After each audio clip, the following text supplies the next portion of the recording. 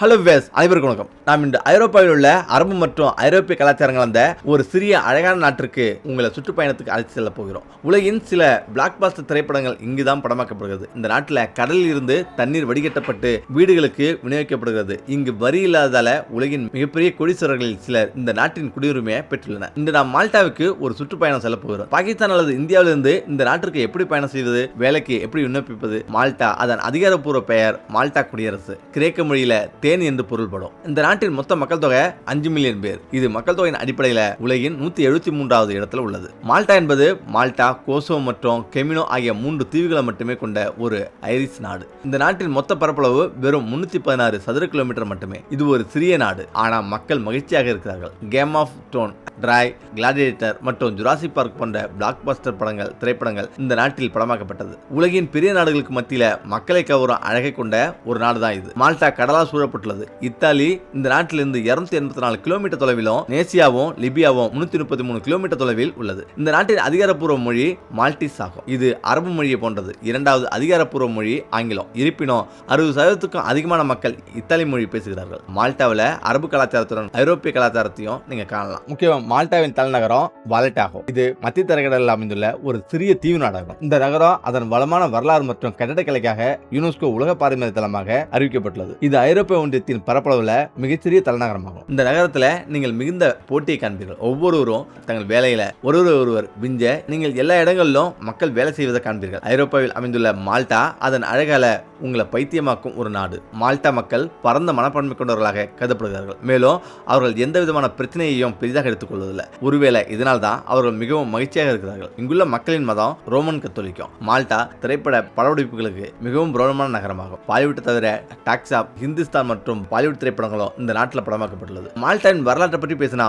மால்டாவில் 5000 ஆண்டுகளுக்கு மேலாக மக்கள் வசிக்கின்றனர். இந்த தீவில் உள்ள மக்கள் வெவ்வேறு தெய்வங்களை வழிபட்டு வந்தனர். கிபி 218 ரோமானியர்கள் இதை ஆண்டனர். கிபி 817 அரேபியர்கள் அதை கைப்பற்றினர். முஸ்லிம்கள் 200 ஆண்டுகள் ஆட்சி செய்தனர். 1800 இந்த பகுதி பிரிட்டிஷ் கட்டுப்பாட்டின் கீழ் வந்தது. முதலாம் உலக போரின் போது அயர்லாந்து ஒரு மருத்துவமனையாக பயன்படுத்தப்பட்டது. காயமடைந்த அனைத்து வீரர்களும் சிகிச்சைக்காக அயர்லாந்துக்கு கொண்டு வரப்பட்டனர், அதாவது மால்டாவுக்கு. 1964 பிரிட்டன் இந்த நாட்டின் மீதான தனது ஆக்கிரமிப்பை முடிவு கொண்டு வந்தது. ஆனால் உண்மையான சுதந்திரம் 1974 அடையப்பட்டது. 2004 இது ஐரோப்பிய ஒன்றியத்தின் ஒரு பகுதியாக மாறியது. நண்பர்களே, இந்த நாடு 2ஆம் உலக போரில் முற்றிலும் அழிக்கப்பட்டது. இதற்கு பிறகு 1974 சுதந்திரம் பெற்ற அந்த சிறிய நாடு இன்று உலகில் மிகவும் வளர்ந்த நாடுகளில் ஒன்றாக திகழ்கிறது. சுற்றுலாத்துறை, மின்னணு உற்பத்தி, கேமிங் துறை மற்றும் கிரிப்டோ துறை ஆகியவை மால்டாவின் முயற்சிகளுக்கு காரணமாக அமைந்தது. மால்டா நீண்ட காலமாக சூதாட்டத்துறை மற்றும் கிரிப்டோ கரன்சிக்கு வரி விதித்து வருகிறது. இந்த நாட்டில் குறிப்பிடத்தக்க முதலீட்டு வரவு ஏற்பட்டுள்ளது. இதன் காரணமாக இந்த நாடு வணிகத்துக்கு உகந்த நாடு என்று அறியப்படுகிறது. நான் உங்களுக்கு ஒரு ஆச்சரியமான விஷயத்தை சொல்கிறேன். இந்த நாட்டில் வீடுகளில் நீர் வடிகட்டிகள் நிறுவப்படவில்லை. மாறாக வடிகட்டப்பட்ட நீர் நேரடியாக கடலில் இருந்து வருகிறது.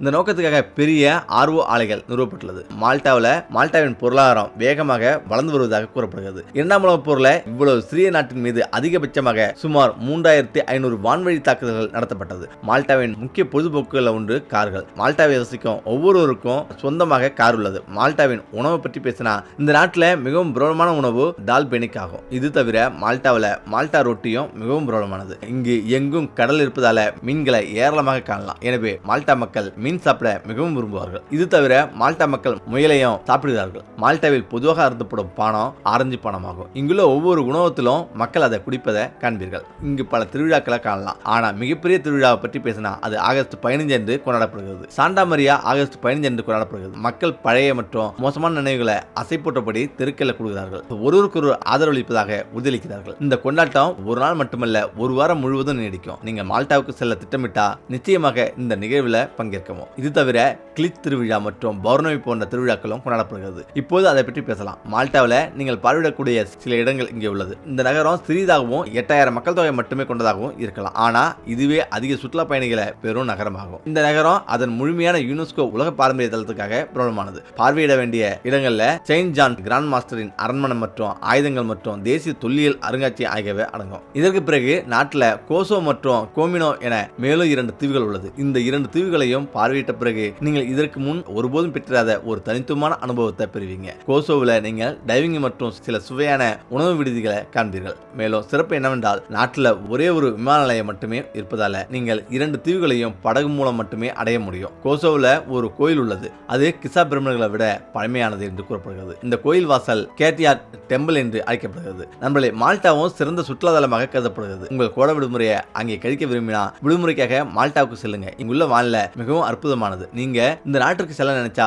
சில விஷயங்களை மனதில் கொள்ள வேண்டும். இந்த நாட்டில் தெருக்களில் ஓட முடியாது. ஓடும்போது பிடிப்பட்டா அபராதம் செலுத்த வேண்டும். இங்கே புல் வெட்ட முடியாது. நீங்கள் புல் வெட்ட விரும்பினா முதலில் அரசாங்கத்திடம் அனுமதி பெற வேண்டும். மரத்துல பழங்களை கண்டா அவற்றை பறிக்காதீர்கள். மீறினா அபராதம் விதிக்கப்படும். மால்டாவில் பயன்படுத்தப்படும் நாணயம் யூரோ ஆகும். நீங்கள் குழந்தையாக இருந்தபோது பாப்பி தீஸ் என்ற கார்டூனை பார்த்திருப்பீங்க. அது முழு கருப்பொருளும் இங்கு உருவானது. இந்த நாட்டில் பூங்காக்களும் உள்ளது. அங்கு சுற்றுலா பயணிகள் அதிக எண்ணிக்கையில் வருகிறார்கள். நண்பர்களே, மால்டாவின் குடியில 2 வண்ணங்கள் உள்ளது. ஒன்று வெள்ளை மற்றும் மற்றொன்று சிவப்பு. ஒரு சிலுவை சின்னமும் இடம்பெற்றுள்ளது. நண்பர்களே, நான் உங்களுக்கு ஒரு ஆச்சரியமான விஷயத்தை சொல்கிறேன். இந்த நாடு முழுவதும் ஒரே ஒரு பல்கலைக்கழகம் மட்டுமே உள்ளது. விசாக்களை பொறுத்தவரை ஆப்கானிஸ்தான், வடகொரியா மற்றும் ஈரானில் வசித்து வரும் மக்கள் மால்டாவுக்கு செல்ல முடியாது. இது தவிர மற்ற நாடுகளைச் சேர்ந்தவர்கள் ஆன்லைனில் விசாக்களுக்கு விண்ணப்பிக்கலாம். பல வேலை விசாக்கள் கிடைக்கிறது. அவற்றில் நீங்கள் $1000 முதல் $2000 வரை ஆரம்ப சம்பளத்தை பெறுவீங்க. மால்டா அரசாங்கம் ஒவ்வொரு தொழில்துறை தொடர்பான வேலைகளையும் பட்டியலிடும் ஒரு வலைதளத்தையும் உருவாக்கியுள்ளது. நீங்கள் படித்திருக்க வேண்டும் என்பது அவசியம் இல்லை. இந்த வலைதளத்தில் எல்லா வகையான வேலைகளும் உள்ளது. ஐரோப்பாவில் 3 ஆண்டுகள் வைத்த பிறகு நீல அட்டை, அதாவது ப்ளூ கார்டு பெறக்கூடிய ஒரே நாடு இதுதான். இதன் சிறப்பு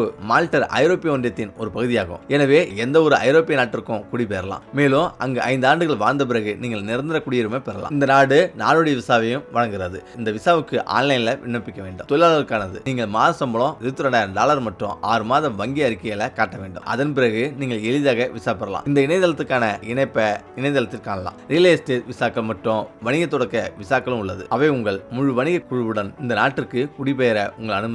முக்கியமாக மால்டா தீவு மத்திய தரைக்கடலில் உள்ள மால்டா நாட்டில் அமைந்துள்ளது. இது 5 தீவு கூட்டங்களை கொண்டது. அதுல முக்கிய 3 தீவுகள் விபா தீவு, புனித பவுல் தீவு மற்றும் மானோயில் தீவு ஆகும். மால்டா தீவு 246 சதுர கிலோமீட்டர் பரப்பளவும் 197 கிலோமீட்டர் நீளமுள்ள கடற்கரையும் கொண்டது. இந்த தீவுல வாழும் மக்கள் மால்தியர்கள். ஆச்சரியமான விஷயம் என்னவென்றால் மத்திய தரைக்கடலில் அமைந்துள்ள மிகச்சிறிய தீவு நாடான மால்டா பிரம்மாண்டமான வரலாறு, தனித்துவமான கலாச்சாரம் மற்றும் பல ஆச்சரியங்களை தன்னகத்தை கொண்டுள்ளது. உலகின் மிக பழமையான மனிதனால் கட்டப்பட்ட கட்டிடங்கள், பிரம்மாண்ட திரைப்படங்களின் படப்பிடிப்பு தளங்கள் என இதன் சிறப்பு ஏராளம். முக்கியமாக எகிப்திய பிரமிடுகளுக்கும் முந்தைய உலகின் மிக பழமையான வரலாற்று சிறப்புமிக்க கற்கோயில்கள் மால்டாவில் உள்ளது. அது மட்டும் இல்லாம 365 தேவாலயங்கள். வெறும் 316 சதுர கிலோமீட்டர் பரப்பளவு மட்டுமே கொண்ட இந்த நாட்டில் ஆண்டுக்கு ஒரு தேவாலயமாக மொத்தம் 365 தேவாலயங்கள் உள்ளது. மால்டாவின் அதிகாரப்பூர்வ மொழிகளில் ஒன்றான மால்டீஸ் அரபு மொழி மற்றும் இத்தாலிய மொழியின் கலவையாகும். லத்தீன் எழுத்துக்களை பயன்படுத்தி எழுதப்படும் ஒரே அரபு மொழி இதுவாகும். அதிசயமான தேவாலயம். மால்டாவின் மோஸ்டோ நகரில் உள்ள தேவாலயத்தின் குவிமாடம் ஐரோப்பாவில்